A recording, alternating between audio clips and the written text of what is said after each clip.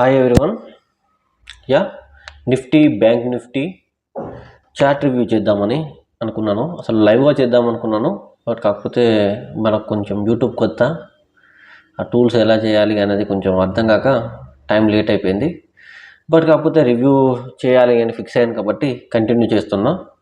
Yeah ఇక్కడ మీరు చూసుకోవచ్చు, డే క్యాండిల్లో నేను ఫస్ట్ మార్కెట్లో మీకు చార్ట్ని చూపిస్తున్నాను. యా మార్కెట్ చార్ట్ని డే క్యాండిల్లో చూపిస్తున్నాను. నిఫ్టీ చూసుకోవచ్చు అండ్ బ్యాంక్ నిఫ్టీ చూసుకోవచ్చు. ఈ రెండిట్లో కూడా బిగ్ గ్యాప్ అప్ ఉంది. రీజన్ అడిగితే మార్కెట్లో బిగినింగ్ స్టేజ్లో ఉన్నవాళ్ళు కూడా ఈజీగా చెప్తారు. లెర్నింగ్ అనేది బిగినింగ్ స్టేజ్లో ఉన్న వాళ్ళు కూడా చెప్తారు. మార్కెట్ ఇవాళ ఇంత బాగా గ్యాప్ అప్ రావడానికి కారణం ఏంటి అంటే మహారాష్ట్ర ఎలక్షన్ రిజల్ట్స్ అని. యా ఓకే, రిజల్ట్స్ బాగానే ఉన్నాయి, గ్యాప్ అప్ మంచిగా వచ్చింది. ఆ తర్వాత ఏమైంది? పర్ఫార్మెన్స్ లేదు. ఎందుకు? గ్యాప్ అప్కి గ్యాప్ డౌన్కి రీజన్ దొరికితే సరిపోదు కదా. మార్కెట్ పెరిగితే తగ్గితే దానికి రీజన్ దొరికితే సరిపోదు కదా. బట్ మార్కెట్లో మనం లాంగ్ టర్మ్ పర్ఫామ్ చేయాలి అంటే అసలు reason behind the market gap up, market gap డౌన్తో పాటు ఆ తర్వాత రెగ్యులర్ మార్కెట్లో, రన్నింగ్ మార్కెట్లో పార్టిసిపేషన్ ఎందుకు ఇలా ఉంది, ఈ సైడ్ వేస్ ఎందుకు ఉంది, బ్యాంక్ నిఫ్టీలో ఈ సైడ్ వేస్ ఎందుకు ఉంది, ఆ తర్వాత మార్కెట్లో మనకు లిటిల్ బిట్ ప్రాఫిట్ బుకింగ్ కనబడుతుంది. చాలా క్లియర్గా చూడవచ్చు, ప్రాఫిట్ బుకింగ్ అయితే కనబడుతుంది. ఎందుకు? ఒకటి క్లియర్, మార్కెట్లో ఏదన్నా బిగ్ పాజిటివ్ ఇంపాక్ట్ క్రియేట్ చేసే న్యూస్ అనేది మార్కెట్లో ఏర్పడింది అంటే మార్కెట్స్ గ్యాప్ అప్లో కానీ గ్యాప్ డౌన్లో కానీ ఓపెన్ అవుతాయి. దానికి ప్రీ ఓపెన్ మార్కెట్ కండిషన్స్ అనేవి హెల్ప్ అవుతాయి. ఇన్స్టిట్యూషనల్ ఇన్వెస్టర్స్ దాంట్లో పార్టిసిపేట్ చేస్తారు కాబట్టి ఆ 7 minutesలో మార్కెట్లో వాళ్ళు మార్కెట్ని హయ్యర్ లెవెల్లో ఓపెన్ చేస్తారు, ఆర్ గ్యాప్ డౌన్ లోయర్ లెవెల్లో ఓపెన్ చేస్తారు. ఆ తర్వాత రెగ్యులర్ మార్కెట్ అవర్స్లో వాళ్ళు రెగ్యులర్ పార్టిసిపేషన్ అయితే చేయకుండా ఉండరు కదా రిటైలర్స్తోని.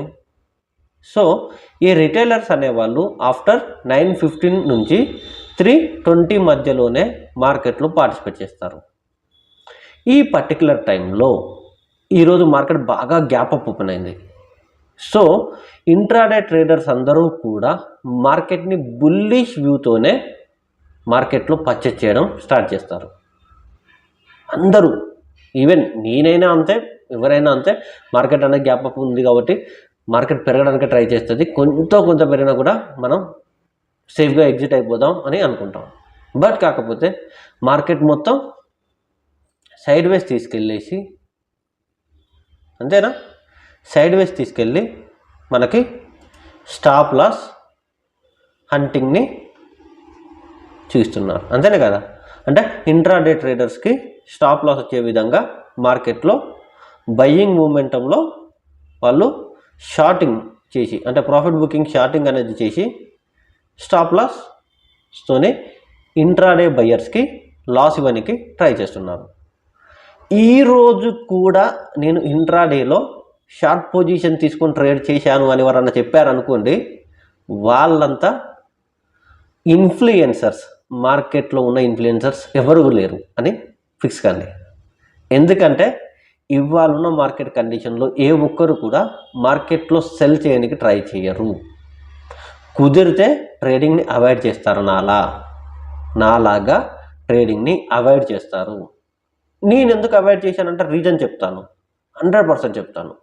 మార్కెట్లో రావాల్సినంత వొలటాలిటీ అనేది వచ్చేసింది. నిఫ్టీ ఎంత పర్సెంటేజ్ పెరుగుతుంది? 2% నుంచి 2.5%. ఇలా గ్యాప్ అప్లోనే ఉంది అది. 2% లాస్ట్ ఓపెనింగ్లోనే చూపెట్టింది, అది నియర్ టు 2%. సో 2% పెరిగిన దాంట్లో నేను ఇంకా ఓవర్గా ప్రిడిక్ట్ చేయడానికి ట్రై చేయలేకపోయాను. నేను ఓవర్గా ఇంకా మార్కెట్ మూమెంటంని ఎక్స్పెక్ట్ చేయడానికి ట్రై చేయలేకపోయాను. సో అందువల్ల నేను ఎటువంటి పొజిషన్ తీసుకోలేదు. బట్ అందరికీ ఆ నాలెడ్జ్ ఉంటుందని చెప్పలేం కదా. వొలటాలిటీ మేనేజ్మెంట్ కంపల్సరీ అందరికీ ఉంటుందని చెప్పలేం కాబట్టి, సో ఈ పొజిషన్లో నేను బయింగ్ చేయలేదు, అది నాకు సేఫ్ అయింది అని నేను అనుకుంటాను. బట్ మార్కెట్లో రేపటి నుంచి ఎలా ట్రేడ్ చేయడం, నాకు ఒక డౌట్ ఉంది. నేను రీజన్ చాలాసార్లు చూశాను, మార్కెట్లో మీకు చార్ట్స్ చూస్తాను. మార్కెట్లో ఇలాంటి మూమెంటమ్స్ క్రియేట్ అయిన ప్రతిసారి మంచి మంచి గ్యాప్ అప్స్ ఓపెన్ అవుతాయి. ఇలాంటి రికవరీ మూమెంట్లో చూడవచ్చు మీరు, ఇగో హై లెవెల్ గ్యాప్ అప్స్, అంతేనే కదా, gap downs gap apps. So మార్కెట్లో నాకు తెలిసి ఇప్పటి నుంచి మంచి గ్యాప్ అప్స్ గ్యాప్ డౌన్స్ ఏర్పడే ఛాయిస్ ఉంది.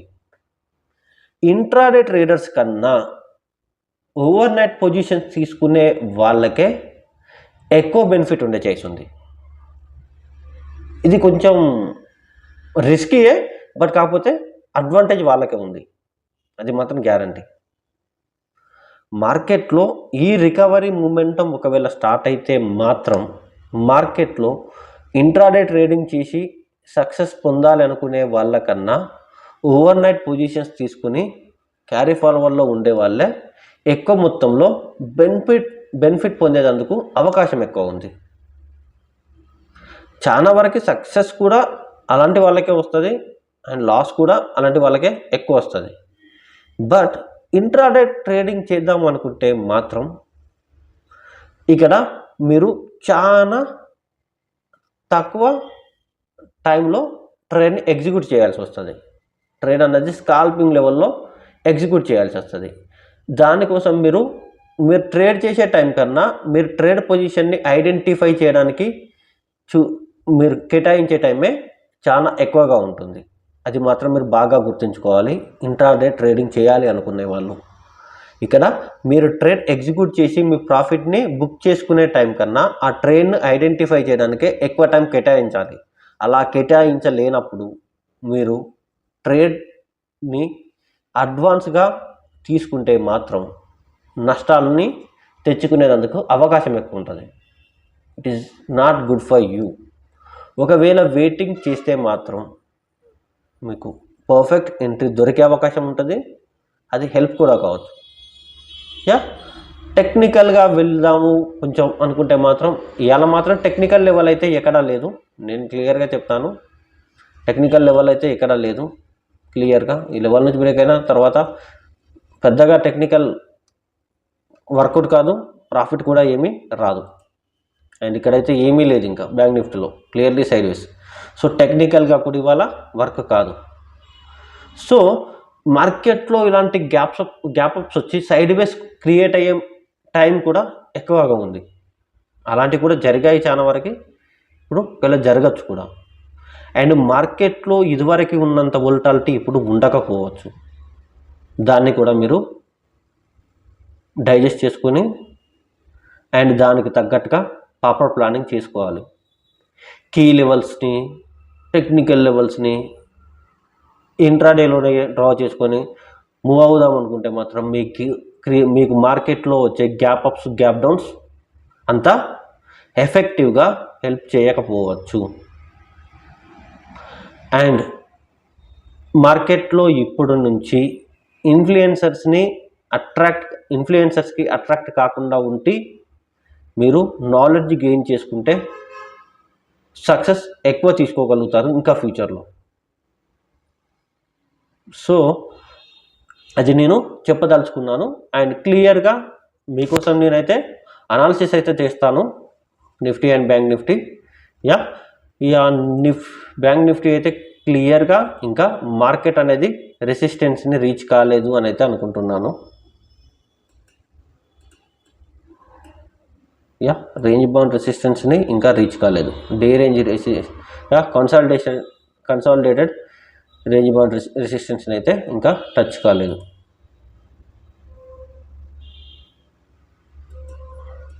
సో బ్యాంక్ నిఫ్టీలో ఇంకా చాయిస్ ఉంది, మార్కెట్ ఇంకా బ్యాంక్ నిఫ్టీలో పెరగగలుగుతుంది. సో పాజిటివ్ మూమెంటం అనేది ఉంది కాబట్టి రేపు క్లియర్గా ఈ లెవెల్ వరకు రీచ్ అయ్యే ఛాన్స్ ఉంది, రెసిస్టెన్స్ వరకు పెరిగే ఛాన్స్ ఉంది. 52,550 వరకేముంది, అక్కడి వరకు పెరిగే ఛాన్స్ ఉంది. అంటే ఇంకా 500 పాయింట్స్ మూమెంటం అయితే ఉంది బ్యాంక్ నిఫ్టీలో బుల్లిష్గా ఉంటే మాత్రం. అండ్ క్లియర్గా మీరు సెల్ చేయాలి అనుకుంటే మాత్రం 100% మార్కెట్లో భారీ వీక్నెస్ మూమెంటం అనేది ఇంకా ఉంది అని అనిపిస్తేనే చేయండి క్లియర్గా. అది కూడా ఇవాళ ఏర్పడుతున్న రేంజ్ బౌండ్ కన్సల్టేషన్ అనేది హెల్ప్ అవుతుంది మీకు లో లెవెల్ బ్రేక్ డౌన్ని యూటిలైజ్ చేసుకోవడానికి. ఇవాళ క్రియేట్ అవుతున్న లో ఉంటుంది కదా, లో లెవెల్స్ మార్కెట్లో, ఆ లెవెల్స్ అనేటివి బ్రేక్ డౌన్కి హెల్ప్ అవుతాయి. అదర్వైజ్ మీరు 100% ఇంకా బయింగ్ సైడ్ ఉండొచ్చు.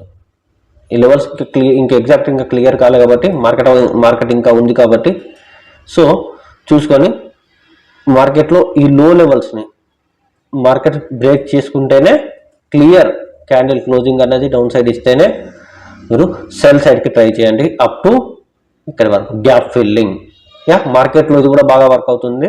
గ్యాప్ ఫిల్లింగ్ అంటాం, గ్యాప్ ఫిల్లింగ్. ఈ గ్యాప్ వచ్చిన గ్యాప్ అంతా ఫిల్ అవుతుంది. సో 51, 250 వరకు, 200 వరకు వచ్చి చేసుకుంటూ ఉంది. సో ఇది వస్తుందా అంటే ఇదే వస్తుందని అనుకుంటున్నాను దీనికన్నా. సో దాన్ని మీరు యూటిలైజ్ చేసుకోండి. ఓకే, పర్ఫెక్ట్ హై లెవెల్స్ని సెలెక్ట్ చేసుకొని రేంజ్ తీసుకున్నాం. ఓకే, ఇది బ్రేక్ అయితే మాత్రం ఈ గ్యాప్ అనేది 200% సింపుల్గా రీచ్ అవుతుంది. సో 53 వరకు అయితే మీరు 100% ఎక్స్పెక్ట్ చేయొచ్చు. మార్కెట్ ఇక్కడ మీరు ఎంటర్ అయి ఉండి 52,500 క్రాస్ అయింది అంటే మాత్రం అంత త్వరగా ఎగ్జిట్ కావాల్సిన అవసరం లేదు, వెయిట్ చేయండి. 53 వరకు కూడా, 53,000 వరకు కూడా పెరుగుతుంది మీకు. అది క్లియర్గా ఇక్కడ ఏర్పడ్డ గ్యాప్ అనేది ఫిల్ కావడానికి ఛాయిస్ ఉంటుంది, షార్ట్ టైంలో పక్కా జరుగుతుంది ఇది, దానికి నేను కూడా గ్యారంటీ ఇస్తాను.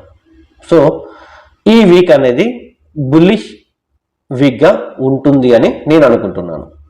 అండ్ సేమ్ టైం నిఫ్టీకి వచ్చి చూద్దాం. నిఫ్టీ కూడా నేను డౌన్ ట్రెండ్ రెసిస్టెన్స్ని అది రీటెస్ట్ చేసుకుంటుంది అనుకుంటున్నాను. రీజన్ కూడా అదే ఉంది. చూడొచ్చు, డౌన్ ట్రెండ్ రెసిస్టెన్స్ నిఫ్టీలో క్లియర్గా ఉంది కదా, దీన్ని రీటెస్ట్ చేసుకుంటుంది అనుకుంటున్నాను. ఈ రీటెస్ట్ జరిగి పుల్ బ్యాక్ అయితే మాత్రం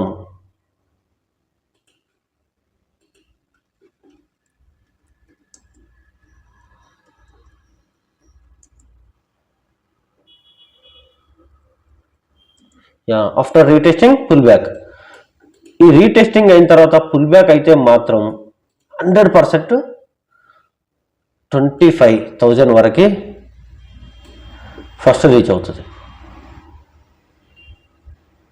25 క్లియర్గా.